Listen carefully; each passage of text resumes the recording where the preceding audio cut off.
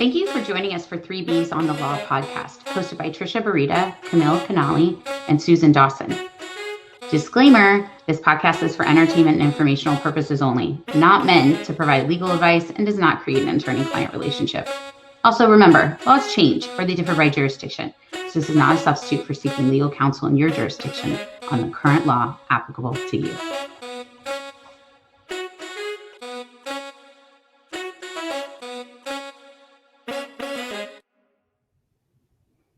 So one of the things employers might want to think about when dealing with the COVID-19 pandemic, or hopefully there's not going to be another one, but maybe a future pandemic, would be identifying a pandemic response team. And we thought it might be a good idea to talk about why you want to do that and what that would look like. So Camille, you had some thoughts, especially since in California, many of the businesses have disaster teams. You had some thoughts about that.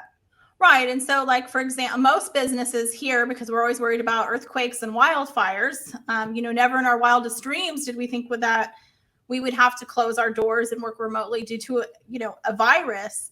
But if you have a good disaster plan, you can convert that into your pandemic response team that's specific to this. And it would include a whole bunch of different things.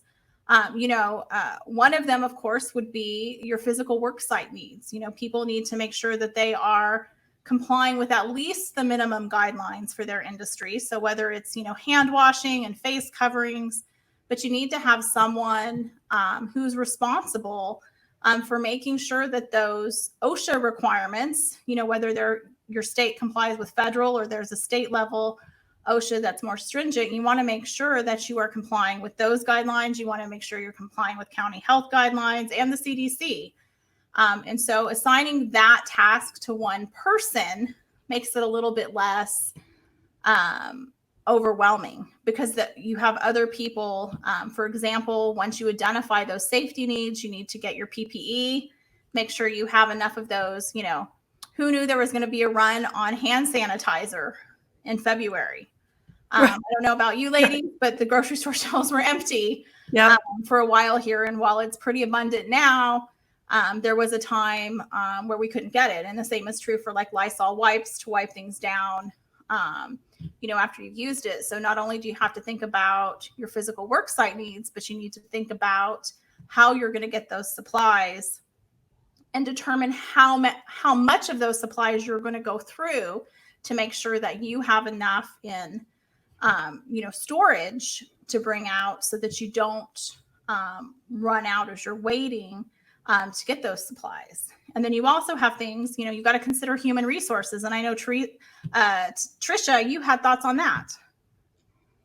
Yeah, I mean, just the whole idea, of a disaster team or a pandemic thing. I mean, we don't have as much of an earthquake issue here. We do have some fires that happen.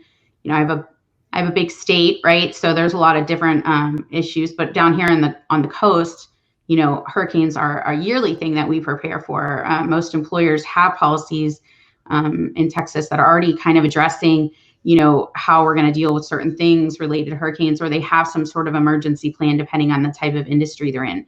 So I agree with you kind of in that the conversion of that into more of a broader encompassing a potential pandemic involving a virus is something that, could be expanded into that, and having a pandemic team of individuals, that are trained on what those policies are. We have a grocery store here in Texas that, was very prepared on this and had started preparing back in 2008, I think, and maybe even back further in 2004 with the earlier potential pandemics that came to the U.S. that didn't rise to the level where we're at right now.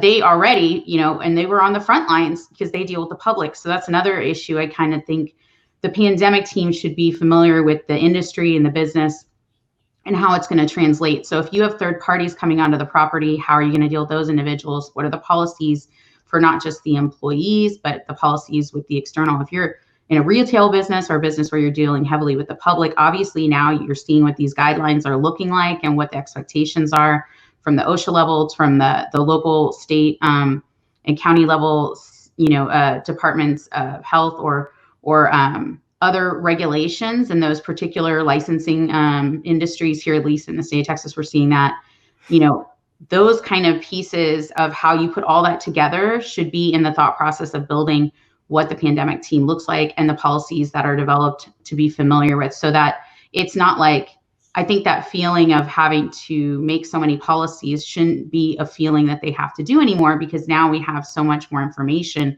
about what could potentially be policies that they implement now and what can they do in the future. That grocery store I mentioned, they were ahead of the game, I think, because they had an opportunity because they had already been planning. I know you're saying that nobody was planning for this. There were some people planning for this infectious disease. It just wasn't the widespread business community, clearly, that had the knowledge that this could be a real possibility to the extent that it was. Obviously, the infectious experts out there would say that we should have planned for it. But if you look at it and you break it down, now we all can plan for it. And so what do those policies look like? Are the HR individuals familiar with it?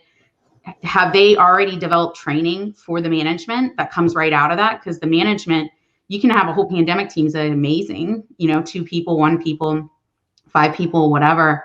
But if the training isn't there for the management to properly handle the policies, even if it's just yearly training, right? I mean, we're, like I said, hurricane season comes every year for us here down on the Gulf Coast, but maybe this has got to be yearly training too. How do we prepare? What are we going to handle? Who's going to go telework? Is there, do we have the equipment for the telework if we're going to be doing it? If we're going to have to expand the workforce every year, or lessen it, how long does it take to get that equipment? Like you were saying, just the cleaning, sanitization stuff was an issue, but those are all kind of thoughts I think that the pandemic team needs to take into account. Yeah, I was thinking along the lines of the disaster group response team. We don't call that here. At least I haven't heard that called here in Illinois or Wisconsin, like a disaster team. But almost all businesses have what we would call here like the marshal, right? Like one person in your business is responsible for, if there's a fire, they have to go through every door and make sure that the doors are shut and people are out. And, there's their process for a fire, especially if you're in a high rise. But interestingly enough, now that you mention it, Camille, we're in tornado land here in Illinois, but not necessarily in the Chicagoland area. But it's still, we get the tornado warnings and watches quite frequently. I've never heard of anybody having a tornado team, right? What happens if there's a tornado when you're at the office? Well, it's similar for the pandemic because, we think about the fire and we think about making sure that people get out of the building. But did anyone go the next step and say to yourself, your building just burned down? Now what do you do? Where do people work, right? Are you ready for telework? Who teleworks, who doesn't? And so it's just kind of an interesting thought to think this isn't necessarily just a pandemic response team, but it's you need to think about your business now. And what happens if one day there's nowhere for you to go to work? What happens? How do you move on? It's a really good opportunity for employers to take the lessons they're learning in the pandemic and apply it to any disaster situation where suddenly the building is gone. You can't go into the building for whatever, there's a fire. The building is on fire, or the building is not safe and accessible. We do a lot of leasing review here at our office, and we're always talking with landlords and negotiating over how much of the building has to be hazardous before we don't have to pay rent, right? But have we ever turned around then and said, and what happens if that happens to your business, right?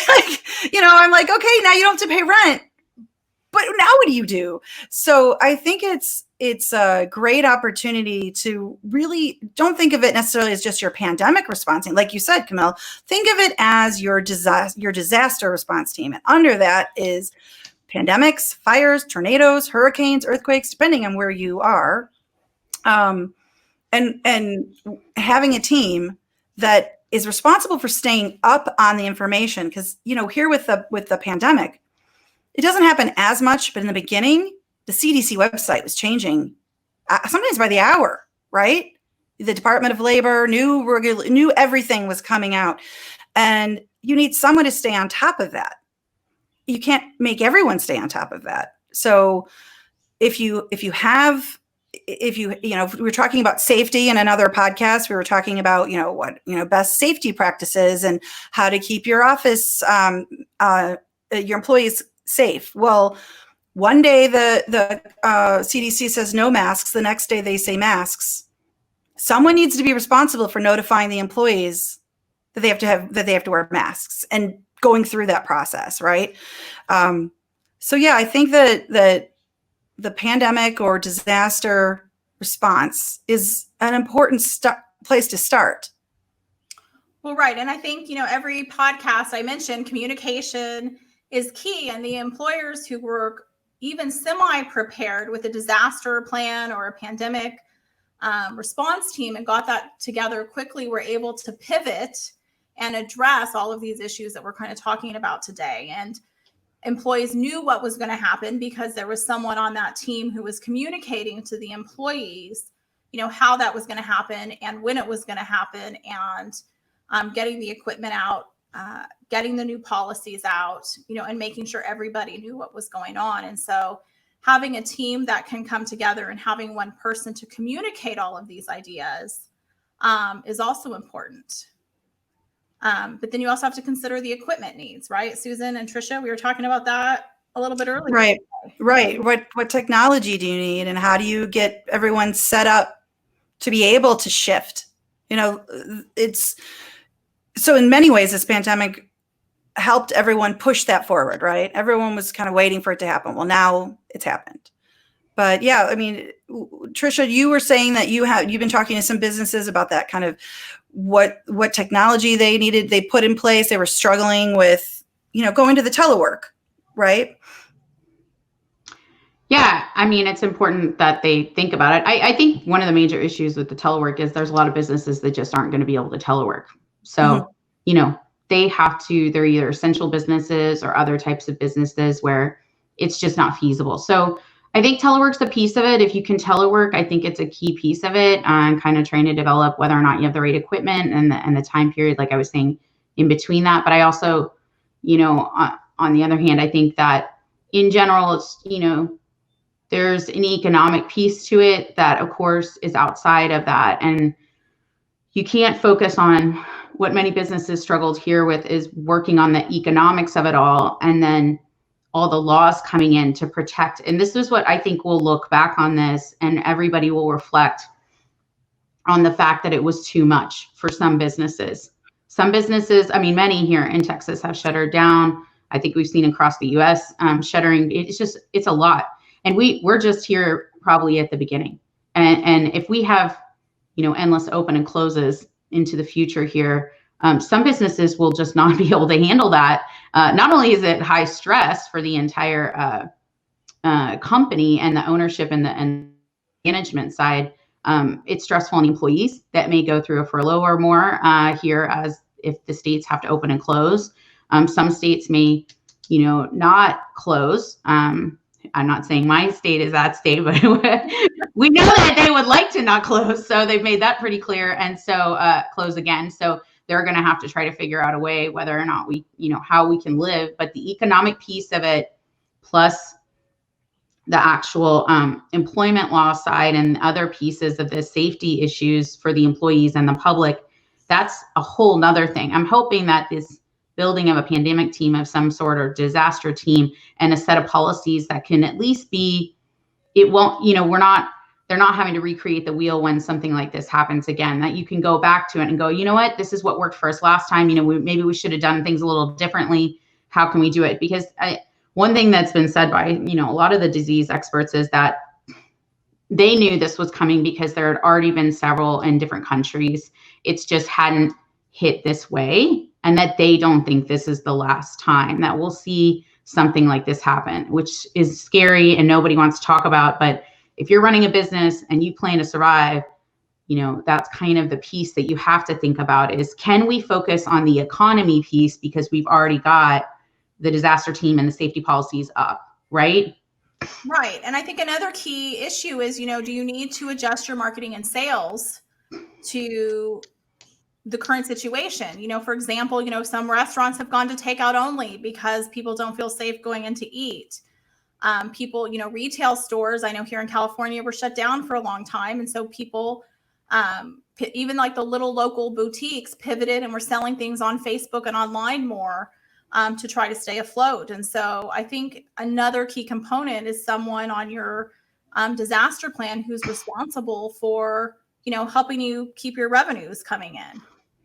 Right. And not thinking of your response, not thinking of it so much as a response team, which would be after the fact, but thinking of it as a planning team, right? Learning, like you were just saying, Tricia, learning the lessons that we learned in March and April, what worked, what didn't, what could we have done differently, and adapting it so that if there's a second wave, which everyone is saying there will be, but who knows, right? Or if there's another pandemic in the future, we have another plan. So let's say this is over. Let's say COVID's over. Hopefully someone's listening to this and it's the year from now and COVID's just something we talk about. Remember that year of lockdown, right? Which, because it seems like it's going to be a year of lockdown almost, or feels that way. So what do you do? What are you going to do next time, right? If there is another pandemic, if it comes through, if another one comes, what are you going to do next time? Staying up on having someone whose job it is to stay up on the trends, best practices, coming up with, like you said, Camille, a way to pivot quickly if you can. Now, manufacturers, I don't know, I struggle with with that, but you're talking about restaurants and others, how do we pivot? How do we respond? Let's get ahead of it. Let's plan for it next time. I'm curious to talk to you all about, maybe in a future podcast, about how this impacts future commercial leasing needs, right? Are we going to start having pandemic provisions and leases? And other aspects. We've talked about insurance, how insurance is changing, so those are future podcasts that we're going to be going into. But it's also something that your pandemic response team or planning team, however you want to call it, should be talking about consistently and being ready and being charged with preparing the business. Right? So, well, I think that was a great talk on pandemic response teams. I think we've done that one. We've got some more interesting topics coming up. And in the meantime, if you have any questions for California or Texas or Illinois, Wisconsin, you can reach us at 3bsonthelaw@gmail.com, or just have any future topics you'd like us to touch on, regardless of whether or not it's federal or specific to our state. So just reach out. But in the meantime, or until next time, right, this has been 3Bs on the Law. Thank you for joining us on today's podcast of 3Bs on the Law. Don't forget to like and subscribe to our podcast. We also welcome any comments. If you'd like to get in touch with us or suggest a future topic, you can email us at 3THREEBsonthelaw@gmail.com. And because we're lawyers, we need to remind you that this podcast is not meant to provide you with legal advice and does not create an attorney-client relationship. Thank you again for joining us, and have a great day.